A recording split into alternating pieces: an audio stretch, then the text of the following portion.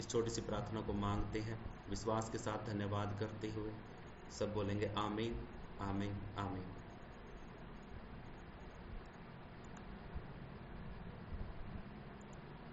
ठीक है, प्रभु का बहुत बहुत धन्यवाद।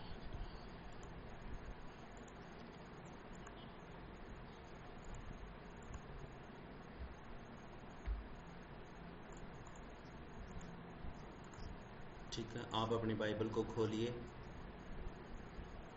हाँ, अपनी बाइबल को खोल लीजिए सभी। और देखो बाइबल आपके पास है ना, तो उसको खोल लिया करिए, क्योंकि अगर मैं यहाँ पे दिखा रहा हूँ तो ये तो चलो प्लस पॉइंट है हमारे लिए। कई बार है ना ये चीज़ें हमें दिखती नहीं। आप बाइबल जब खोलोगे तो बाइबल के अंदर से वो वचन जब पढ़ोगे तो वो अलग ही तरीके से पिता परमेश्वर कई कई बातें, कई शब्द है ना अलग से लिखे हुए होते हैं। ठीक है, अपने वचन को अपने साथ रख करके उसको खोल के रखा करो। ठीक है, और वो आपको आशीष करे, ब्लेस करे।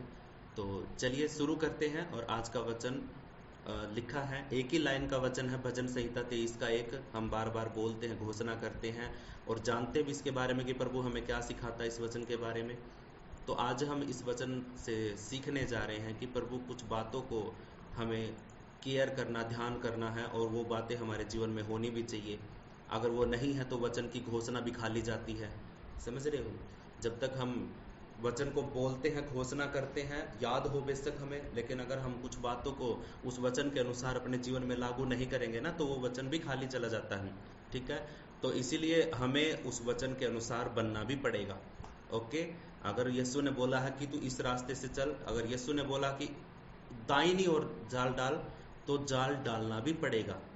और किधर डालना पड़ेगा? उसकी अपोजिट नहीं, बाईं ओर नहीं। यीशु ने कहा दाईं ओर डाल, तो दाईं ओर ही डालना पड़ेगा, तभी जाकर के मछलियां पकड़ेंगे।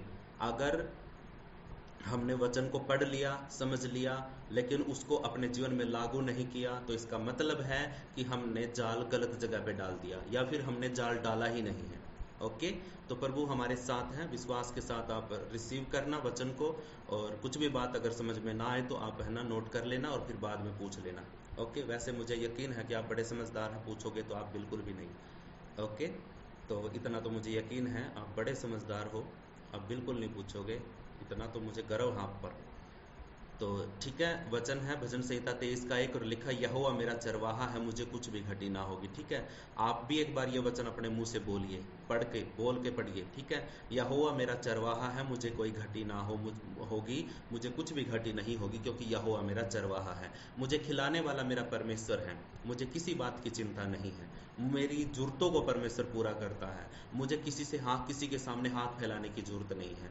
परमेश्वर मेरा रखवाला है, मुझे किसी की सुरक्षा की जरूरत नहीं है। हालेलुया। कितनी ही बातें हैं एक ही वचन के अंदर, हम अपने जीवन में एक उम्मीद और एक रखवाला, एक चीज, एक कमी और उसको पूरा करने वाला, एक कमी और एक उसको पूरा करने वाला, ये दोनों चीजें हमारे जीवन में मायने रखती हैं। ठीक है, अगर हमारे पास जरूरत है लेकिन पूरी करने वाला नहीं है, तो इसका मतलब हम ही अपनी दौड़ में दौड़ेंगे, हम ही अपने दिमाग के घोड़े दौड़ाएंगे। ठीक है, लेकिन अगर हमारा जरूरत है और उस जरूरत को पूरी करने वाला भी है, तो इसका मतलब है कि हमें कोई चिंता करने की जरूरत नहीं है। अगर हमारी जरूरत है और कोई पूरा करने वाला नहीं है, तो हमें चिंता करनी पड़ेगी। समझ रहे हो? फिर हमें घटी भी होगी, फिर हमें कमी भी होगी, फिर हमारी जरूरतें कोई पूरा नहीं करने वाला होगा, तो हमें खुद ही निकलना पड़ेगा।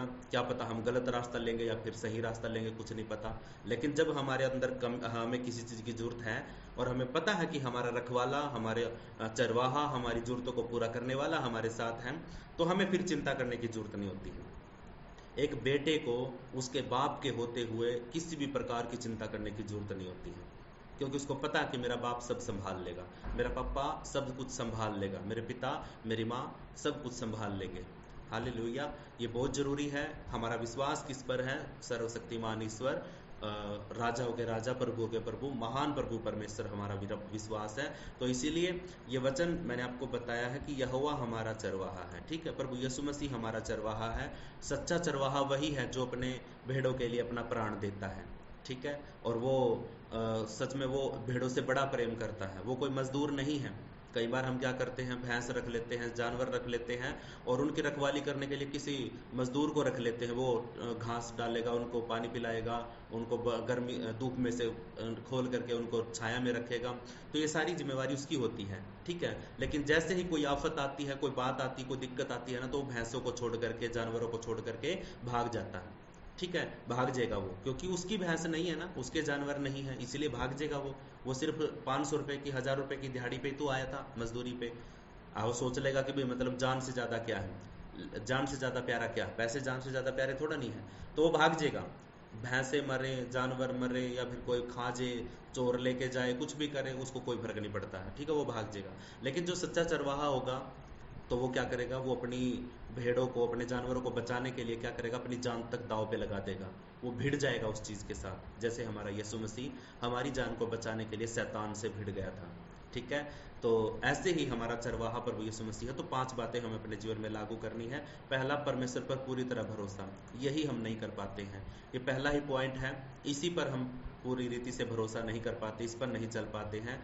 तो मेरे प्रियो, हमें सबसे पहले, सबसे जरूरी इस पॉइंट को ध्यान में रखना जरूरी है, परमेश्वर पर पूरी तरह भरोसा। एक तो होता है भरोसा करना, और एक होता है पूरी तरह भरोसा करना, संपूर्ण भरोसा। टोटली जो हमारा ट्रस्ट है, फेथ है, वो परमेश्वर पर होना चाहिए। हालेलुया। क्योंकि अगर हमने सच्चा चरवाहा, या फिर हमने ये वचन बोला है कि यहोवा मेरा चरवाहा है, मुझे कुछ घटी नहीं होगी, तो हमारा पूरा यकीन कहाँ पे होना चाहिए, किस चीज पर होना चाहिए, घटी पर या फिर चरवाहे पर? हमारा पूरा भरोसा, पूरा फेथ हमारे परमेश्वर यहोवा पर होना चाहिए। लिखा, जैसे भेड़ अपने चरवाहे पर निर्भर रहती है, वैसे ही हमें भी हर परिस्थिति में परमेश्वर पर निर्भर रहना चाहिए। जैसे भेड़ होती है ना, भेड़, उसका चरवाहा उसको जिधर भी पता है क्या होता है, चरवाहों के आगे आगे मतलब भेड़ों के आगे आगे चलने वाला चरवाहा होता है, पीछे चलने वाला नहीं, ठीक है। हमारा प्रभु चरवाहा आगे चलता है, चरवाहा आगे चलता है, क्योंकि जितनी भी आफतें आएंगी चरवाहे के ऊपर से, कहते हैं ना कि इस तक पहुंचने के लिए तुम्हें मेरी लाश पर से गुजरना पड़ेगा। ओके, ये कहावत है। तो सच में उस चीज को टच करने के लिए, भेड़ों को खाने के लिए भेड़िए को चरवाहे की लाश पर से गुजरना पड़ेगा। ओके, जैसे भेड़, फिर भेड़ों को क्या होता है कि भाई मेरा चरवाहा तो आगे आगे चल रहा है, मुझे किसी चीज की कोई घटी कमी नहीं होगी। हालेलुया।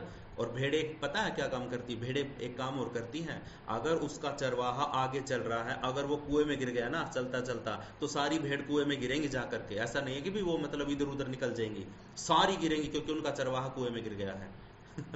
ठीक है, गड्ढे में गिर गया है। अगर चरवाहा जिधर भी जाएगा ना, तो वो आंख बंद कर करके पूरा ट्रस्ट, पूरा फेथ, पूरा विश्वास उनका उस चरवाहे पर होता है, बेशक वो चरवाहा आगे चलता चलता आग में चला जाए। एक वीडियो वायरल हुआ था, कुछ एक भेड़ों का चरवाहा था, एक लड़का था, और सारी भेड़ों को वही चराता था। वो लड़का क्या करता है, वो लड़का अपनी भेड़ों के पीछे पीछे आगे आगे चलता है, एक चक्कर में आगे आगे चलता है, और तुरंत जब वो सारी भेड़ें उसके पीछे पीछे चलने लग जाती है, तो चरवाहा क्या करता है, वो बच्चा क्या करता है, आग थी, आग के ऊपर से कूद जाता है। ठीक है, वो अपनी भेड़ों को सिखा रहे थे कि कैसे कूदना कैसे नहीं, तो वो क्या है कि आग के ऊपर से कूद जाता है, और कूद गया ना, तो जितनी भी भेड़ें थी ना, छोटी हो बड़ी हो, जिसने ये भी देख लिया ना कि आगे आग है, तो वो भी है ना कूद के गई है। साइड में से रास्ता था, साइड में से नहीं गई। उसे बोलते हैं सच्चा विश्वास, पूरी रीति से भरोसा। किसके ऊपर? चरवाहे के ऊपर। क्योंकि वो भेड़े है ना, देखो आग लगी थी ना, जहां पे उसके साइड में से रास्ता था, दोनों साइड से निकल सकती थी वो भेड़े, लेकिन उन भेड़ों को पता था कि मेरा चरवाहा अगर आग के ऊपर से कूद के गया है ना, तो हमें भी आग के ऊपर से ही कूद के जाना है, ना कि साइड में से। साइड में से बिल्कुल भी आग नहीं थी, निकल सकती थी, लेकिन एक बच्चा तक भी मतलब साइड में से नहीं गया। कितनी भेड़ें थी उसके पीछे, सारी कूद के गई हैं। चाहे कोई सी एक आधी तो है ना छलांग ऊंची नहीं लगा पाई, तो क्या पता आग में गिर गई, तो चरवाहे ने तुरंत उसको निकाल लिया।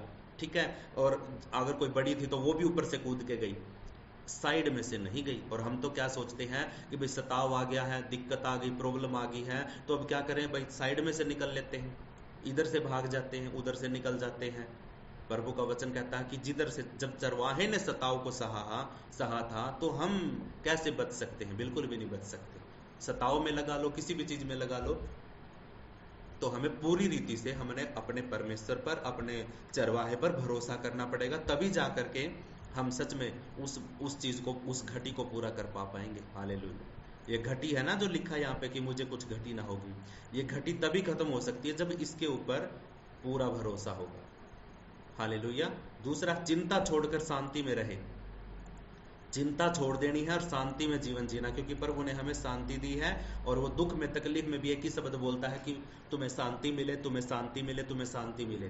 ठीक है, आफत का समय हो, किसी भी प्रकार का दिक्कत हो, तो प्रभु हमें एक ही बात बोलता है, और वो आपको भी आपके दुख में, तकलीफ में एक ही बात बोलता है कि तुम्हें शांति मिले। चिंता छोड़कर, चिंता को छोड़ देना, साइड में रख देना है। हम तो अपनी बीमारियों को और अपने दर्द को है ना बताते फिरते हैं। अरे बताने से दर्द कम नहीं होता है मेरे भाई। ठीक है, उसको साइड में, उसको इग्नोर करके, उसको सहने से दर्द कम होगा। जब आप दर्द को सहोगे ना, कई बार है ना, देखो मैं है ना ज़्यादा, मेरे को ज़्यादा चोट वगैरह नहीं लगती है, क्योंकि मेरा काम ही ऐसा है कि मैं रिस्की काम नहीं करता हूँ। मेरा उठने बैठने का ही काम है बस। तो घर से निकला और अपने सोप पे बैठ गया, वहाँ से सारा दिन बैठा रहूँगा, फिर उसके बाद अपने घर पे आके खाना खाया, फिर सो जाऊँगा। ऐसा कुछ मेरा रूटीन सा है। तो ज़्यादातर, लेकिन कभी कभी है ना, जैसे चलते चलते ठोकर लग गई, उंगली पे, हाथ पे चोट लग गई, तो मैं उस दर्द को है ना, मतलब है ना, जब मुंह बीच करके है ना, उसको सहने की कोशिश करता हूँ। और कर भी क्या सकता हूँ, सहना ही पड़ेगा। दर्द हुआ है तो सहना ही पड़ेगा। अगर मैं किसी को बताऊंगा, चिल्ला करके बोलूंगा कि मेरा ये हो गया, वो हो गया, तो क्या करेंगे, मेरा दर्द थोड़ा बटवा लेंगे, कुछ भी नहीं कर सकते। हमें है ना चिंता छोड़ करके शांति में उस दर्द को सहना है, उसमें से निकलना है। ठीक है, उस दर्द को सहना, सताओ सताओ वो अलग बात है, लेकिन दर्द की बात कर रहा हूं मैं। ठीक है, अगर हमें किसी बात का दर्द है, कोई टेंशन है, कोई चिंता है, तो उसको साइड में रख के शांति में जीवन बिताना अपना। और शांति, सच देखो, बोलने में तो बहुत आसान है ये कि शांति रखो, शांति रखो, लेकिन जिसके ऊपर बीतती है ना, उसको ही पता होता है कि वो शांति कहाँ से ढूंढ के लेके आएगा।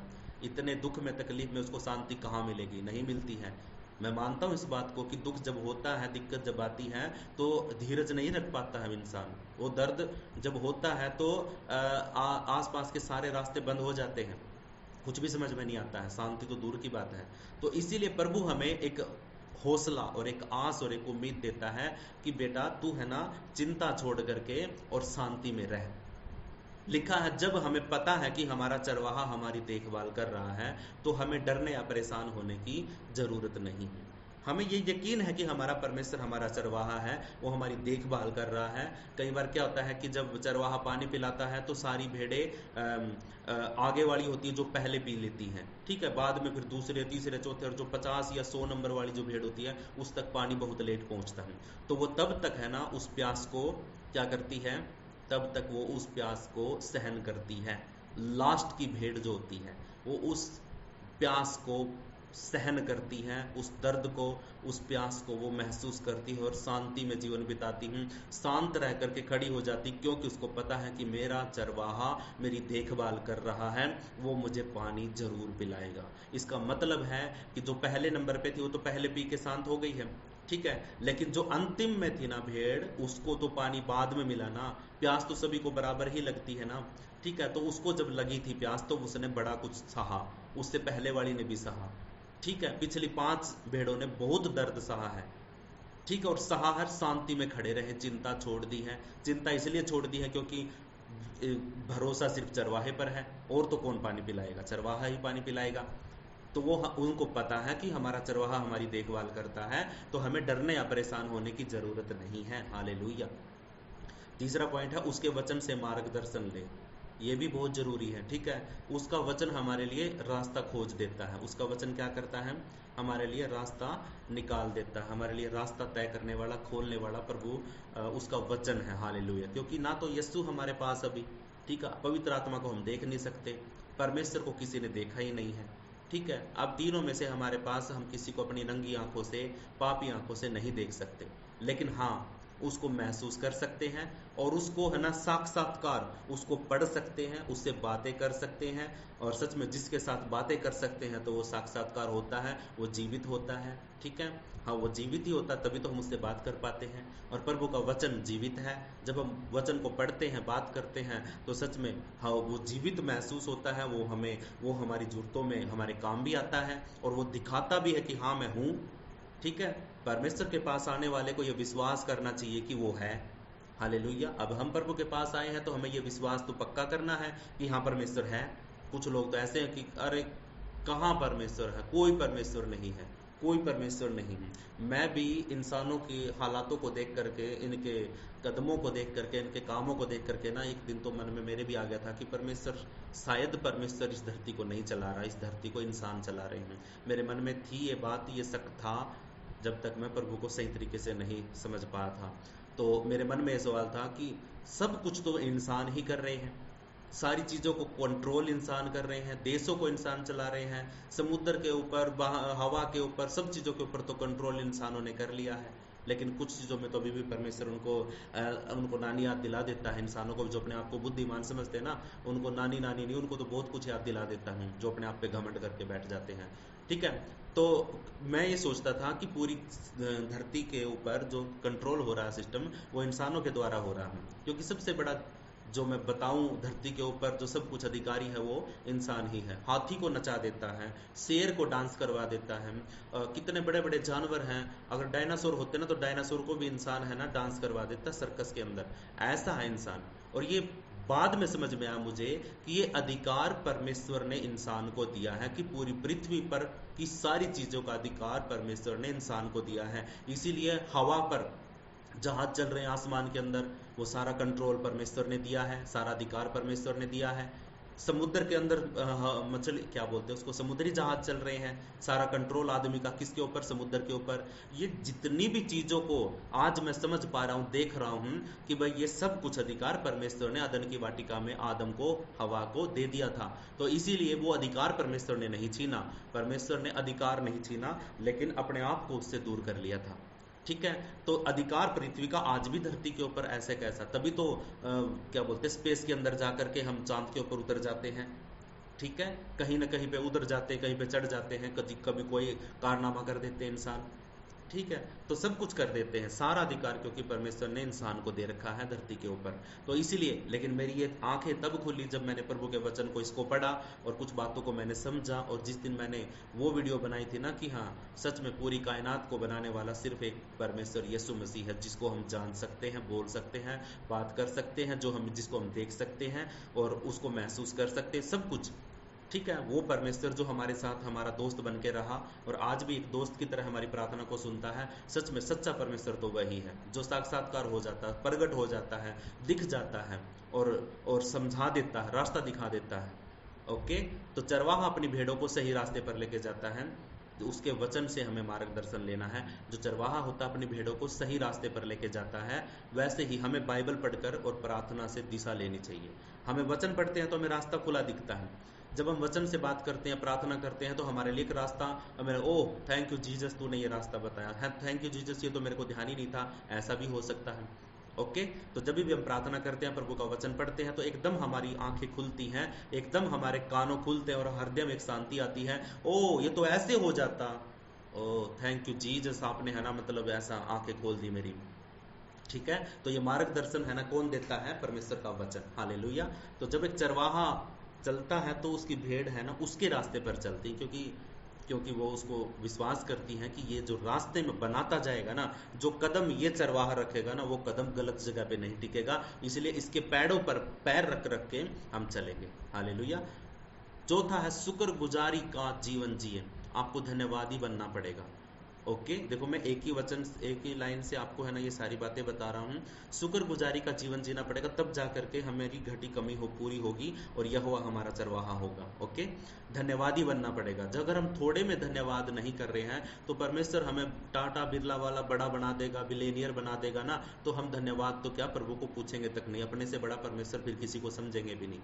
ओके, तो इसीलिए प्रभु चाहता है कि तू बचपन से ही, जब तू कमजोर है, जब तू छोटा है, तभी से तू क्या कर, धन्यवादी बन जा।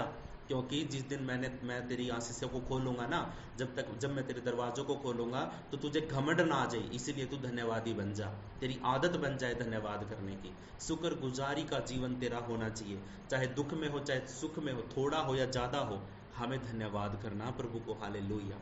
हर छोटी बड़ी आशीष के लिए परमेश्वर का धन्यवाद करें। अरे आपके जीवन में आज कोई गवाही नहीं है, प्रीति सिस्टर हमारे ग्रुप में है, अगर कोई गवाही नहीं भी होती है ना तो वो बोलती है, बोल करके बोलती है कि मैं आज प्रभु की दया से, अनुग्रह से जीवित हूँ, चंगी हूँ, मैं सांसें ले रही हूँ, मैं बिल्कुल ठीक हूँ और यहाँ पे मीटिंग में जुड़ी हूँ, प्रभु के वचनों को सुन रही हूँ, ये इसके लिए प्रभु का धन्यवाद करती हूँ और ये मेरे जीवन की गवाही है। सच में बिल्कुल 100% हमारी ये गवाही है। ठीक है, अगर ये गवाही नहीं होती तो और दूसरी गवाही बन ही नहीं सकती। ठीक है, प्रभु ने हमें अब तक जिंदा रखा है तो सबसे बड़ी गवाही यही है।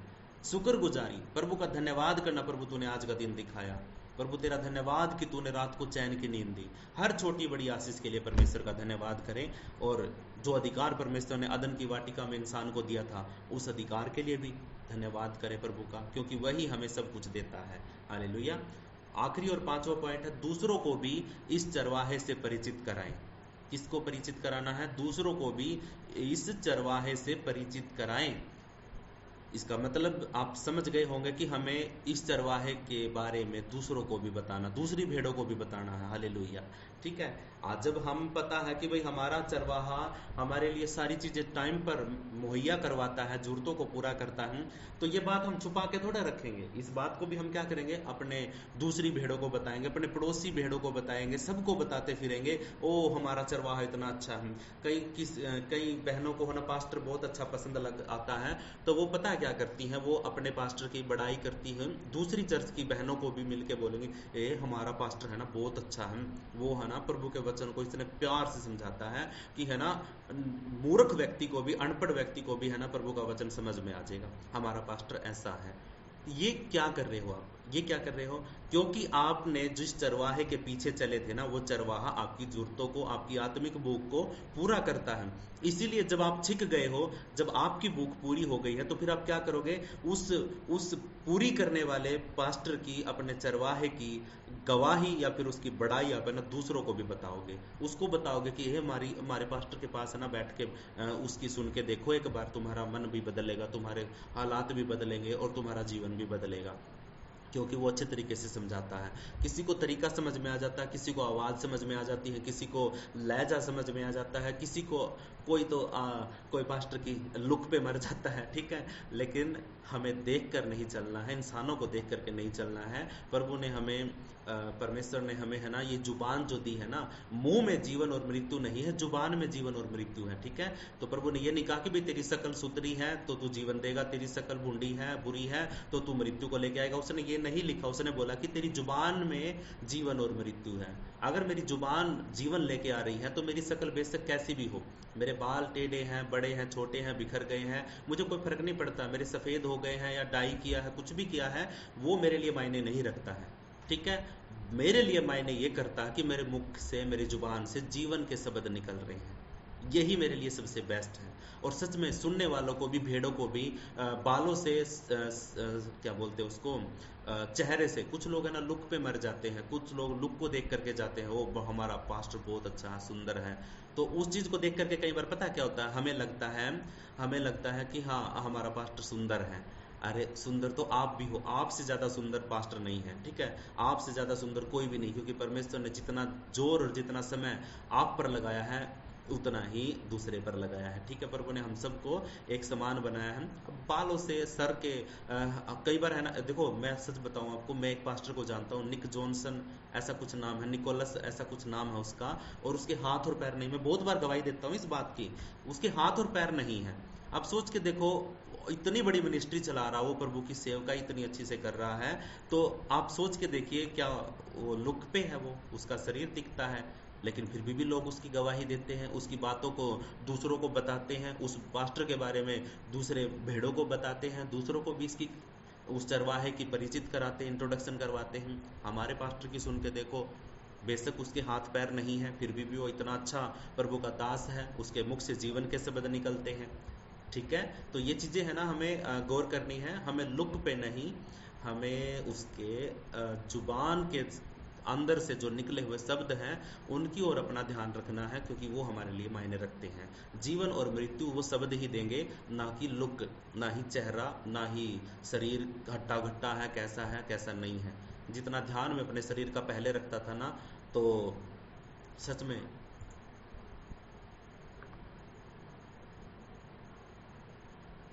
जो जो ध्यान और जो मतलब अपने शरीर पे पहले रखता था, तो अब मैंने वो सब कुछ छोड़ दिया है। अब वो चीज़ें मैं शरीर के लिए नहीं जी रहा हूँ। अब मेरे को फर्क नहीं पड़ता है कि तू जितेंद्र कैसा दिखता है, ठीक है। तो इसीलिए अब सब कुछ छोड़ दिया है। जब तक उसके साथ था तो पता नहीं गिर गया था, पाप में भी गिर गया था। जब तक मैंने अपने शरीर का ध्यान रखा, शरीर को ज़्यादा अहमियत दी, कपड़ों को ज़्यादा अहमियत दी, तो गिर गया था। तो आज ये बात आप भी सीख सकते हैं, आपके जीवन के लिए भी है। कल को आप ठोकर ना खाओ किसी चीज़ के बारे में। किसी को देख करके नहीं चलना है, किसी को देख करके विश्वास नहीं करना है। हाँ, उसकी उसकी बातों को और उसके लहजे को और उसके उसके मुख से जो जीवन के शब्द निकलते हैं उनको सुन करके, उनको देख करके हमें आगे बढ़ना, ठीक है। सुंदर तो आप हो ही, कितने सुंदर हो आप, ठीक है, बहुत ज़्यादा सुंदर हो। तो आपको सुंदरता बाहर नहीं देखनी है, आपको अंदर सुंदरता देखनी है। हालेलुया। तो ये 4-5 बातें मैंने आपको बताई हैं। आप अपने पास्टर के लुक के बारे में मत बताइए, वो जो बोलता है ना उसके बारे में गवाही दीजिए कि हाँ मेरा पास्टर इतना अच्छा है और वो ऐसे ऐसे करके बातों को बताता है, तो उसकी गवाही आप दे सकते हैं। अपने जीवन की गवाही और परमेश्वर के प्रेम को दूसरों के साथ साझा करें, दूसरों को भी फिर उस चरवाहे की आप गवाही दे सकते हैं। और सच में हमारा सच्चा चरवाहा पास्टर नहीं है, ठीक है। सच्चा चरवाहा हमारा पास्टर नहीं है, पास्टर का भी एक चरवाहा है, वो है यीशु मसीह। तो इसका मतलब हम सब का चरवाहा एक यीशु मसीह है, हमने उसको देखना है। अगर हम यीशु को देखें, उसके चेहरे को देखें, तो सच बताऊं तो जैसा यीशु को हम आज गोरा देखते हैं, दाढ़ी वाला देखते हैं, बड़े बड़े बाल वाला देखते हैं, ऐसा वो 100% में से 1% भी नहीं था। ओके, वो अलग था, ठीक है। उनका, यहूदियों का जो उस टाइम पे जो मतलब हिसाब किताब था, वो वही जानते हैं। हमने नहीं देखा यीशु को, और ना ही उस टाइम पे कैमरा वगैरह होता था, ना कोई फोटो लिया जाता था। और कोई पेंटर पांटर भी होगा तो वो भी शायद ऐसी पेंटिंग नहीं कर पाता होगा आदमियों की, ठीक है। तो मैं नहीं जानता इस बारे में, लेकिन जो फोटो आज हम यीशु मसीह का देखते हैं वो फोटो यीशु का नहीं है। और हम उसी की फोटो लगा करके सोचते हैं कि भाई ये हमारी रक्षा करेगा, हमने घर में भी लगा लेते हैं, ठीक है। वो एक किस्म की मूर्ति पूजा हो जाती है। आप किसी इंसान की मूर्ति अपने घर में लगा के बैठे हैं, ठीक है, वो यीशु नहीं है। हाँ, एक चीज़ आप लगा सकते हैं अपने घर में, वो बड़े बड़े अक्षरों में भी लगा सकते हैं, वो प्रभु का वचन है, ठीक है, वो जीवित वचन है।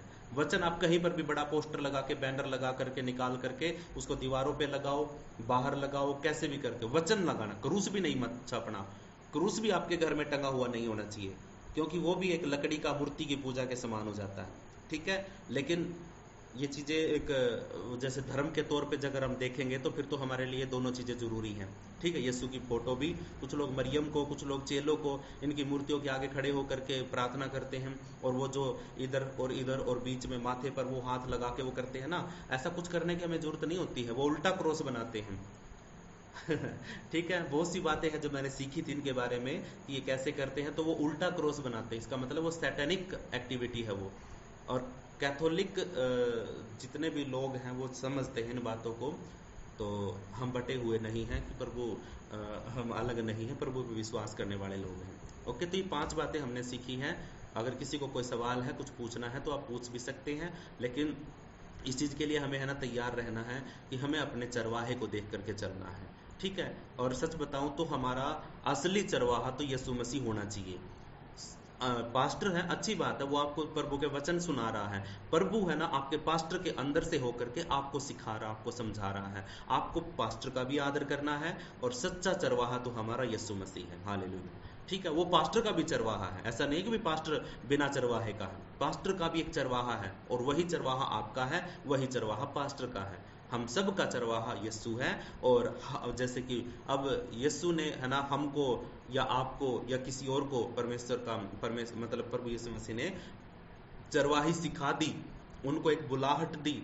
जैसे कि मैं अभी आप में से किसी को चुन लूं कि आप इस कलीसिया में है ना ये काम करेंगे, आपको ये काम करना है इस कलीसिया में, ऑनलाइन में आपको ये काम, मैं कुछ काम सौंप दूंगा। मैं आपको इसीलिए सौंपूंगा क्योंकि मुझे आप लायक लगे उस काम के, मुझे लगा कि हाँ आप ये काम कर सकते हैं, ठीक है। तभी जाकर के मैंने आपको ठहराया उस काम को करने के लिए। ऐसे ही यीशु ने हम लोगों को पास्टर के रूप में तैयार कर दिया कि भाई मेरी चरवाहा, मैंने तुम्हें चरवाही सिखाई है, मैंने तुम्हारी चरवाही करी है, तो अब तुम जब परिपक्व हो गए हो तो तुम भी मेरी भेड़ों को चराओ, ठीक है। यीशु मसीह ने पतरस को भी बोला कि तू मेरी भेड़ों को चरा, मेरी भेड़ों को चरा। 3 बार पूछा उससे, क्या तू मुझसे प्रेम करता है तो तू मेरी भेड़ों को चरा। ऐसा कुछ मतलब प्रभु यीशु मसीह ने पतरस को बोला।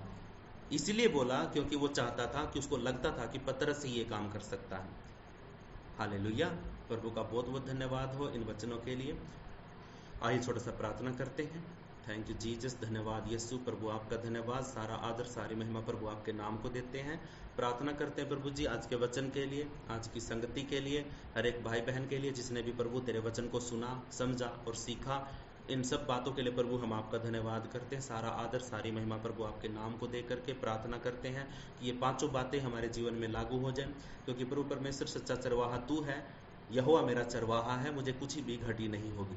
तो अगर मुझे घटी मिटानी है, अगर मुझे सच्चे चरवाहे के पीछे चलना है, तो मुझे 5 बातों का ध्यान रखना बहुत जरूरी है। हमें परमेश्वर पर पूरी तरीके से भरोसा करना, अपने चरवाहे पर, उस सारी चिंताओं को छोड़ करके हमें शांति में जीवन बिताना है। उसके वचन को पढ़ करके हमें रास्ते को देखना है और हमेशा धन्यवादी बने रहना है। और जो हमारा चरवाहा हमें देता है उसकी गवाही हमें सब लोगों को बतानी है। ये सारी बातें हमारे अंदर होनी चाहिए। बातें बहुत हैं, लेकिन मैंने मेन सी 5 बातें लिखी। प्रभु आशीष करे, ब्लेस करे, और सारी बातों में प्रभु की महिमा हो, बड़ाई हो, स्तुति हो। यीशु मसीह के नाम से प्रार्थना को मांग लेते हैं। सब बोलेंगे आमीन, आमीन, आमीन। आज के समय के लिए प्रभु आपका धन्यवाद, आपकी स्तुति हो, आपकी प्रशंसा हो, आपके राज्य की बड़ाई हो राजा। और प्रभु परमेश्वर आज शनिवार के दिन में पिता परमेश्वर, प्रभु परमेश्वर आज हमने जो दिन तय किया था कि प्रभु हम उस दिन सवाल जवाब करेंगे, अपने दिल में मन में जो सवाल उठते हैं उनको हम रखेंगे, ताकि परमेश्वर तेरी आत्मा की अगुवाई में परमेश्वर हम उनके जवाब और अपने आप को संतुष्टि कर सके। प्रभु परमेश्वर हम आपसे विनती करते, प्रार्थना करते हैं कि आप ऐसे लोगों को पिता परमेश्वर बुद्धि में कुछ सवाल जिनके भी हैं, कुछ लोग बोल नहीं पाते हैं, कुछ बहनें बोल नहीं पाती हैं, सवाल होते हैं उनके मन में भी लेकिन बोल नहीं पाती हैं, हिम्मत नहीं कर पाते हैं। तो प्रभु परमेश्वर ऐसी जगह बना दे इस जगह को कि छोटे से छोटा बच्चा भी अपना सवाल पूछ सके, और हमारे अंदर ऐसी बुद्धि दे दे ताकि पिता परमेश्वर हम उस जवाब को आपसे पूछ सके। पिता परमेश्वर उसका सवाल हम आपसे पूछ सके, आंसर उसका पूछ सके।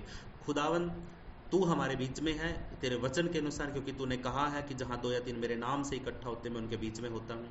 तो इस बात को तो हम बोल ही नहीं सकते, इग्नोर नहीं कर सकते कि तू यहाँ पे है नहीं है। मैं तो महसूस करता हूँ आपको, बात पे, हर बात पे आपको महसूस करता हूँ। तो अपना दर्शन, अपना विजन, अपनी बातों को मेरे हृदय में डाल देता है और मेरे मुंह में कुछ शब्दों को भी डाल देता है। परमेश्वर मैं इस बात को महसूस करता हूँ कि तू यहाँ पे है।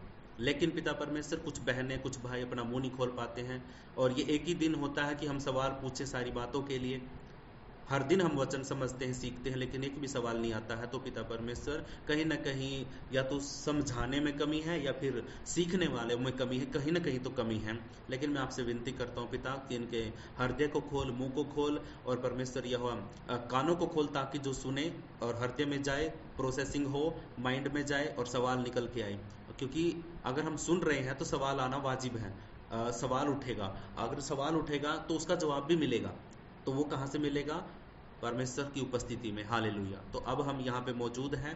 आज हमने जो भी सवाल पिता परमेश्वर उठाए और उनका जवाब प्रभु आपने हमें दिया, इसके बारे में प्रभु परमेश्वर अगर हम एक जिज्ञासा भी होती है कि हाँ इस सवाल का क्या जवाब हो सकता है, इसका क्या जवाब, प्रभु ने ये क्यों किया, कैसे किया, इसका मतलब क्या था। सवाल एक पूछा था आपके बेटे ने, आपके दास ने, और उस सवाल में से कितने लोगों के माइंड में मनन के द्वारा वचन काम कर गया।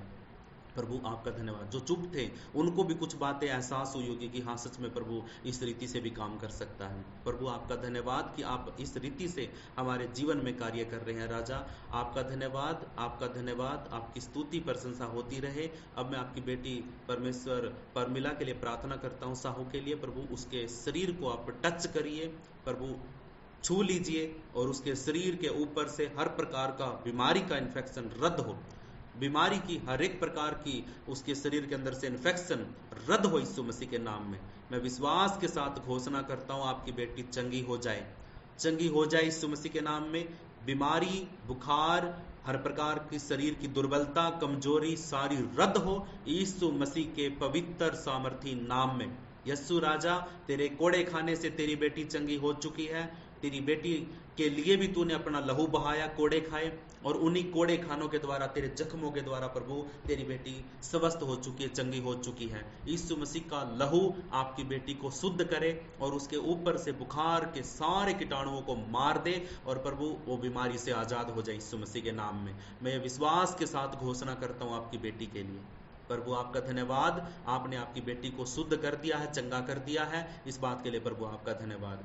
पूरी कलीसिया के लिए प्रार्थना करता हूँ। 33 लोग जुड़े हैं और उससे पहले जितने लोग प्रभु परमेश्वर, जितनी बहनें वचन को सुनने तक मौजूद थी, मैं यीशु मसीह के नाम से हर एक उस बहन को नाम लेकर, बिना नाम लेकर के, खुदा तू सबको जानता है, मैं यीशु मसीह के नाम से उन बहनों के लिए, उन भाइयों के लिए प्रार्थना करता हूँ जितने अभी भी जुड़े हैं और जितने पहले जुड़े थे जो लेफ्ट हो गए हैं। मैं उन सबको तेरे लहू में सुरक्षित करता हूँ, तेरे लहू का बाड़ा लगाता हूँ, उनके परिवार के ऊपर, उनके घर के ऊपर, उनके बिजनेस के ऊपर, उनकी फसलों के ऊपर, उनके पशुओं के ऊपर, उनके बच्चों के ऊपर, वो जो भी काम करते हैं उनके ऊपर यीशु के लहू का बाड़ा लगाता हूँ।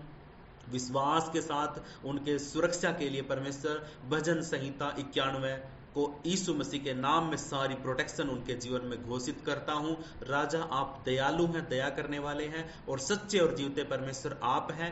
आपकी उपस्थिति में हर एक भाई बड़े यीशु मसीह के नाम में ओ परमेश्वर वो जीवन जिए प्रभु तेरे वचन के अनुसार, वो चले तेरे वचन के अनुसार। प्रभु एक बुद्धि का आत्मा और समझ का आत्मा तो अपने बच्चों को दीजिए राजा। हालेलुया। इस वक्त ये जितने भी मेरी आवाज को सुन रहे हैं वो यीशु मसीह के नाम से शुद्ध हैं, यीशु मसीह के लहू के द्वारा शुद्ध है और प्रभु का आत्मा इनकी रक्षा कर रहा है। इनके घर के चारों तरफ यीशु के लहू का बाड़ा है और सुरक्षा कवच है प्रभु यीशु मसीह के नाम में। आप बेफिक्र होकर लेट जाइए और लेट करके आप सो जाइए। प्रभु का आत्मा आपकी रक्षा कर रहा है, आपके परिवार की रक्षा कर रहा है। सुबह उठिए, प्रभु का धन्यवाद करिए कि प्रभु तूने सही सलामत रखा और जिंदों में उठा दिया। प्रभु आपका धन्यवाद। इस बात के लिए प्रभु हम तेरा धन्यवाद करते हैं। आज मेरे परमेश्वर जितने भी इस वक्त इस कलीसिया के अंदर बीमार हैं, मैं उनको चंगाई की घोषणा करता हूं।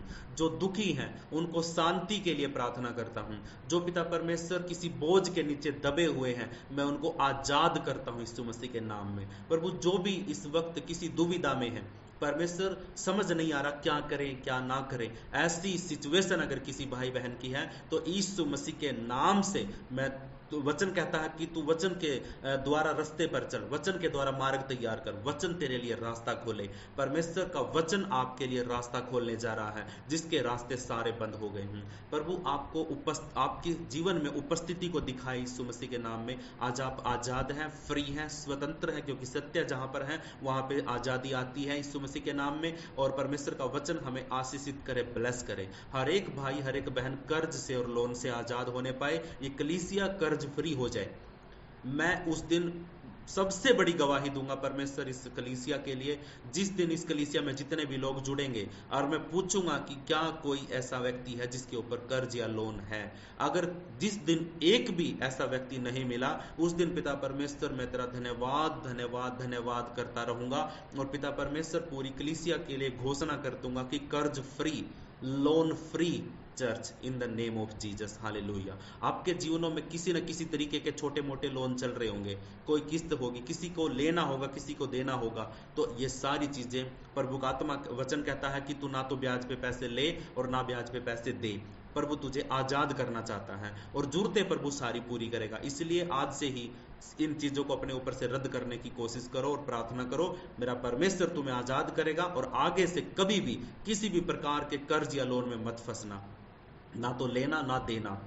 अपनी चीजों को अपने पास रखना, क्योंकि प्रभु का वचन कहता है कि जो तुझे दिया गया है उसको बढ़ा, उसको ऐसे व्यर्थ में मत खो, गंवाना नहीं है, उसको बढ़ाना है। इसीलिए परमेश्वर आपको आशीष करे, ब्लेस करे। सब लोग आशीषित है, ब्लेस है। इतने अच्छे प्रभु ने लोगों को दिया है। मैं परमेश्वर का बहुत बहुत धन्यवाद करता हूँ।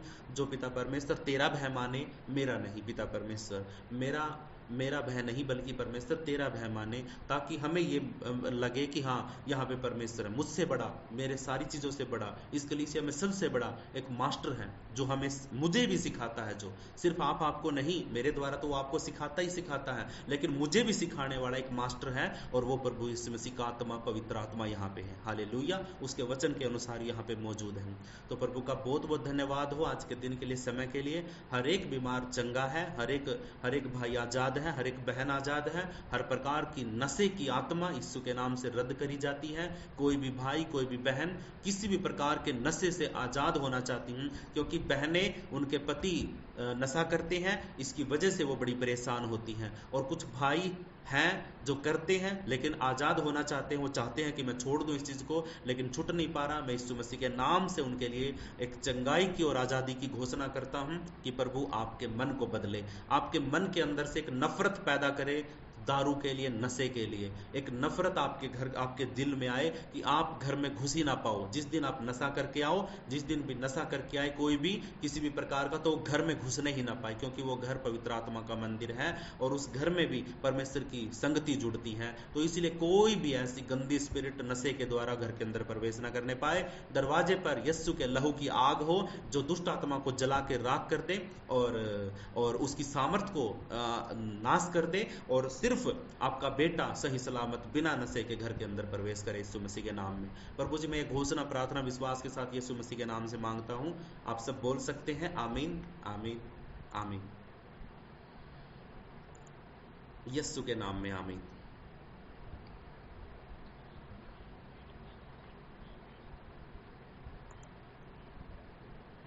जल्दी से अपने हाथों को उठाइए, प्रार्थना कर रहे हैं। हे हमारे पिता, तू जो स्वर्ग में है, तेरा नाम पवित्र माना जाए, तेरा राज्य आए, तेरी इच्छा जैसे स्वर्ग में पूरी होती है वैसे धरती पर भी पूरी हो। हमारी दिन भर की रोटी तू आज हमें दे। जिस प्रकार हमने अपने अपराधियों को क्षमा किया, वैसे ही तू भी हमारे अपराधों को क्षमा कर। हमें किसी परीक्षा में मत आने दे, बल्कि हर एक बुराई से बचा, क्योंकि राज्य, पराक्रम और महिमा सदा तेरे ही हैं। यीशु मसीह के नाम में अब हमारे पिता परमेश्वर का प्रेम, प्रभु यीशु मसीह की दया, पवित्र आत्मा की सहभागिता अब से लेकर प्रभु यीशु मसीह के दूसरे आगमन तक हम सब के साथ होती रहे। यीशु मसीह के नाम से मांग लेते हैं, सब बोलेंगे आमीन। यस, आमीन, हालेलुया। प्रभु की तारीफ हो, बड़ाई हो, हालेलुया।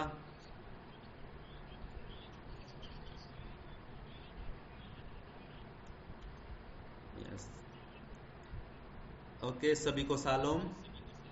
प्रभु का सामर्थ आपके साथ रहे।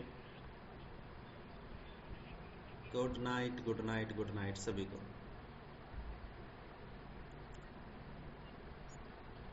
यस, जय यीशु मसीह की, जय यीशु मसीह की।